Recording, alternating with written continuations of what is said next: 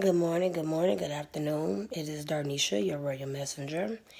It's actually 12:12 a.m. on December 1st, 2020.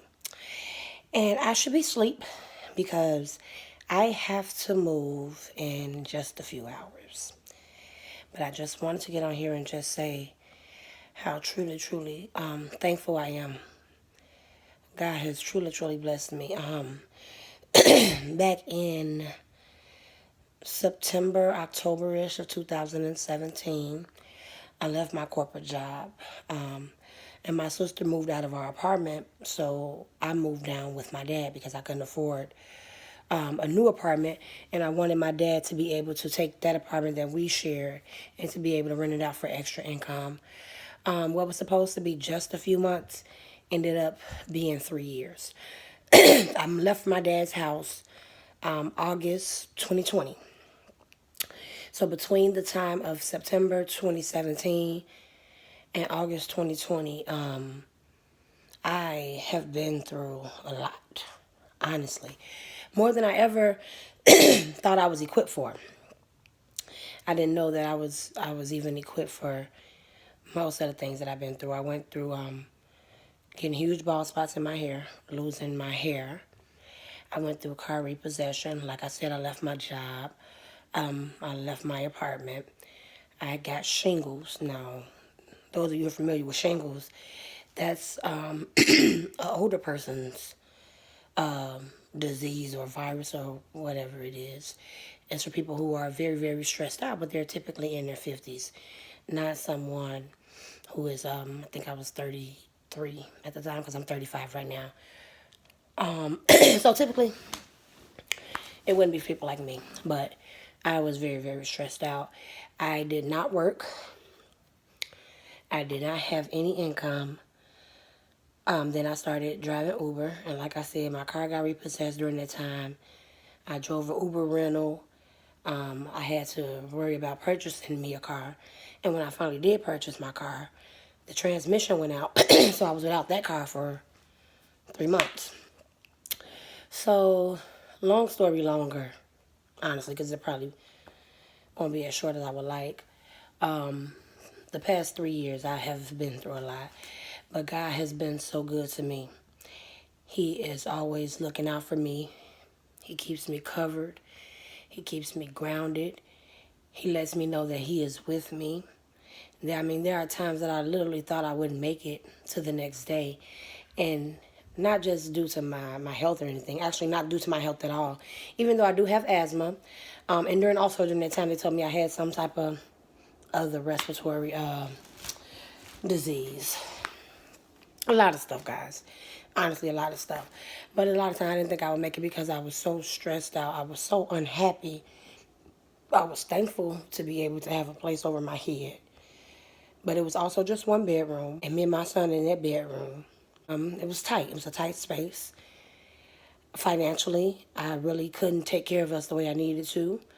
And then not to mention, as a mother, most of the money that you get outside of your bills, you take care of your children. So I personally didn't do a lot for myself. But honestly, even during those seasons, I did not lack the things that I needed. God took care of me. He really did. And there were some hard days. There were some hard times. And I'm a living witness, though. I'm a living witness that God will not leave you, nor will He forsake you. So fast forward to February 2020. My sisters and I, we finally put out our product, our hair serum product that I had been using to grow my hair back when all my hair fell out. And we did well. It took off quickly. It's had its peaks and valleys. Don't get me wrong. But we took off quickly enough where I was able to move.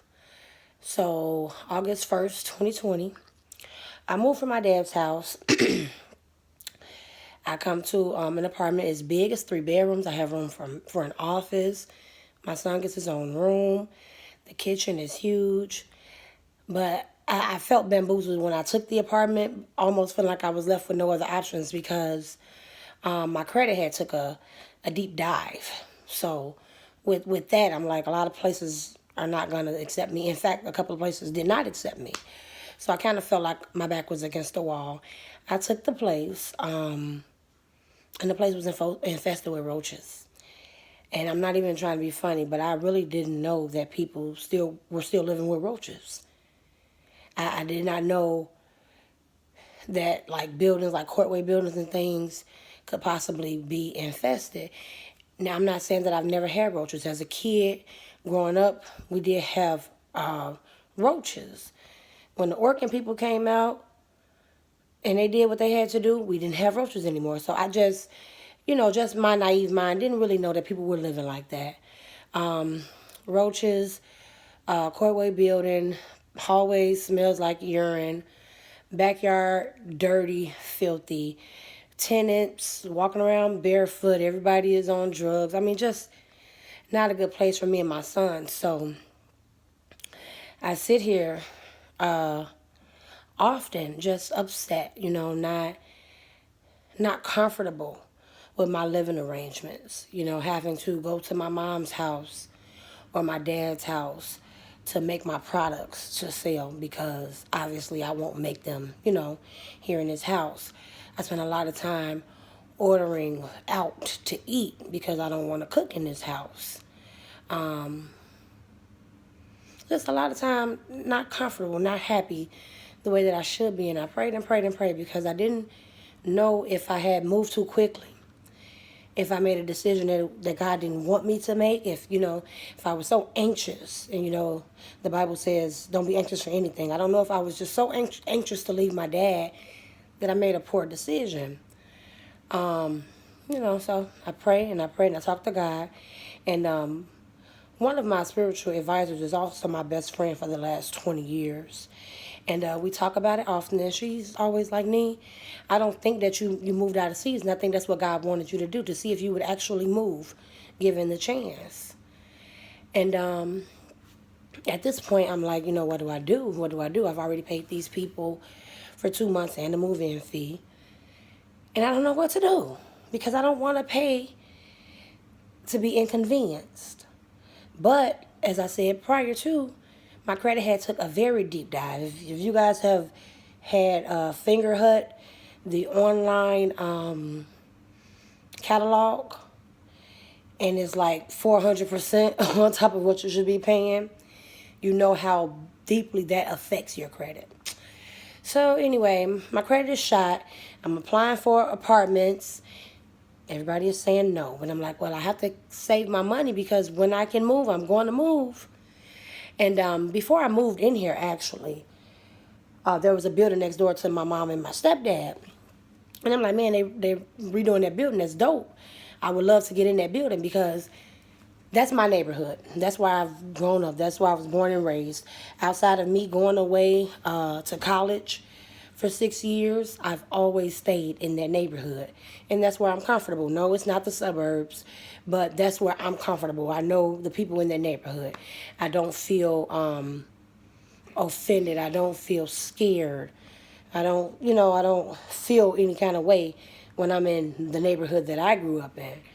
I moved to a neighborhood that is almost like a different world, even though it's in the same city and only about 10 minutes away. If you're familiar with Cape Town, then you know what I mean. It's just a different place from where I'm used to. I'm from the Austin area.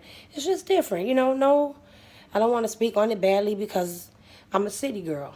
So you already know how it goes. If I was so upset and offended by it, I would probably leave. So I don't want to make it sound like that. But anyway, one day my stepdad went and talked to the landlord to the building next door. And he came back and said, well, Nee, the man is looking for a tenant. Initially, we thought he was looking for a tenant for October. I'm like, well, I'm paid through October. So, if he rents the place out, that won't work. And then November came and he wasn't ready. Some things with the furnaces and all of that. And maybe last week. So today is December 1st. So we're talking about the week of Thanksgiving. Probably, so Thanksgiving was on a Thursday, so probably that Tuesday. Okay, so back to what I was saying. So that Tuesday, he sends me a text and he asked me to complete the background check. And, me being a little nervous, I'm like, what does it entail? Fingerhut did this to my credit. Giving him my story only because most of the people who I had been through were like corporations, like management companies. They weren't private landlords. So I wanted to be able to, wanted to have this experience with a private landlord and just let him know what I was going through. And not looking for sympathy, but just to make sure that he understood that my credit wouldn't be perfect. I can afford the place. And my background is clean, but my credit is not.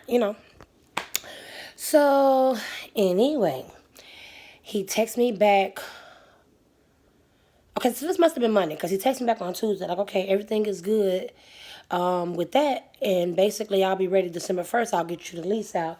Yada, yada, yada. Now, mind you guys, I've been over there to see the apartment a couple of times. I even saved his name in my phone as my landlord. Just trying to make sure that I can manifest these things. And also knowing that God is with me, that he's going to take care of me, that he won't leave me, nor will he forsake me, that he's exactly who he said he was in his word. You know what I'm saying? Just speaking those things into the atmosphere, even though I spend a lot of time nervous and anxious and I should not be. But just taking it back to my roots, just knowing that God is there for me, that he's going to continue to provide for me, that he is Jehovah Jireh. Just, constantly speaking those affirmations. So, long story short, I move in the morning to that apartment. Brand new gutted building. 3 bedrooms. Brand new everything. Brand new floors. It's beautiful. I mean, I'm not going to lie. My apartment is not bad. But the building itself is not good. So I move tomorrow.